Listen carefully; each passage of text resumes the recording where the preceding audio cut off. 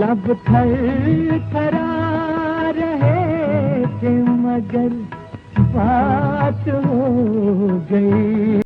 क्या आपको पता है कि पहले मोहम्मद रफ़ी ने इस गाने को गाने से कर दिया था मना। काफ़ी मनाने के बाद वो ये गाना गाने के लिए तैयार हुए, लेकिन उन्हें इसके लिए मनाने में लग गए थे पूरे 6 दिन। आखिर क्यों, हम बताएंगे आपको पूरी बात। आप बस कीजिए थोड़ा इंतज़ार और देखते रहिए भारत एक्स फैक्टर। नमस्कार, इस एपिसोड में हम बात करेंगे हिंदी सिनेमा में गायकी के बादशाह मोहम्मद रफ़ी की और उनके उस एक गाने की जिसके लिए मोहम्मद रफ़ी को राज़ी करने में लग गए थे पूरे 6 दिन। आखिर ऐसा क्या हुआ था, तो चलिए हम आपको सुनाते हैं पूरा किस्सा। दोस्तों, मोहम्मद रफ़ी एक ऐसे गायक थे जो कभी किसी का बुरा नहीं चाहते थे। कई बार ऐसा भी होता था कि वो अपने गाने दूसरे गायक कलाकारों को दे दिया करते थे।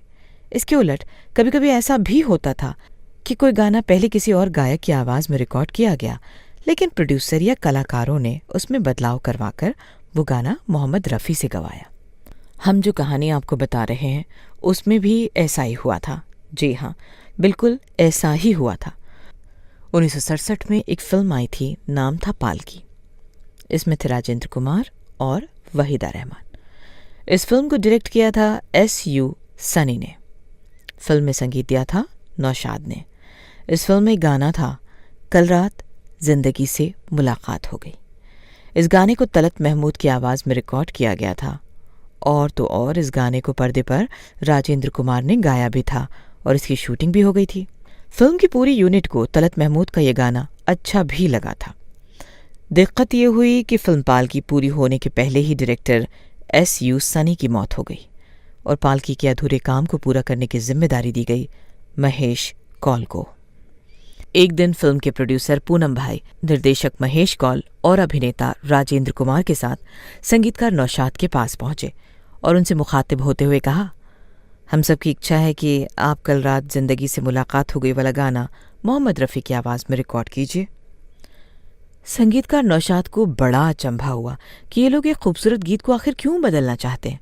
उन्होंने इनकार करने के लहजे में जवाब दिया, मेरे लिए काम नामुमकिन है और अगर मैं ये काम कर भी दूं तो आप होठों की हरकत यानी कि लिप्स मूवमेंट का क्या करेंगे। कहा जाता है कि इस पर पूनम भाई ने कहा, आप इसकी चिंता मत कीजिए, यदि नया गाना मुझे दूसरे सेट पर शूट करना पड़ा तो मैं ये खर्चा उठाने के लिए तैयार हूँ। आप हम सबकी खातिर ये बदलाव कर दीजिए। इस पर नौशाद ने दलील दी, देखिए इससे तलत महमूद का करियर प्रभावित हो सकता है।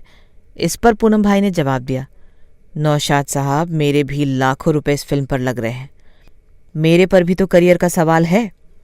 कहा जाता है इसके बाद संगीतकार नौशाद मजबूर हो गए। उन्होंने मोहम्मद रफ़ी से मुलाकात की और इस गाने की रिहर्सल करवाई। रिहर्सल के बाद नौशाद ने पूरा वाकया मोहम्मद रफ़ी को सुनाया और कहा कि ये लोग अब इस गाने में तब्दीली चाहते हैं। कहा जाता है कि पूरी बात सुनकर मोहम्मद रफ़ी ने गाने की आगे रिहर्सल करने से इनकार कर दिया और नौशाद से कहा, नौशाद साहब, मैंने हमेशा आपका हुक्म माना है, मगर आज आप मुझे माफ़ कीजिए, मैं तलत महमूद के गाए गीत को नहीं गा सकता। तलत महमूद मुझसे सीनियर हैं, आप चाहेंगे तो इस फिल्म के किसी दूसरे गाने को ज़रूर गा दूंगा, मगर मुझसे ये काम मत करवाइए। मोहम्मद रफ़ी गाना गाने से इनकार कर जब चले गए तो संगीतकार नौशाद ने पूनम भाई से कहा कि रफ़ी साहब ने गाना गाने से इनकार कर दिया है।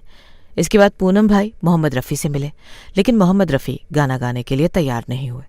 आखिर पूनम भाई ने मोहम्मद रफ़ी को बनाने की जिम्मेदारी फिल्मकार K. आसिफ को सौंप दी।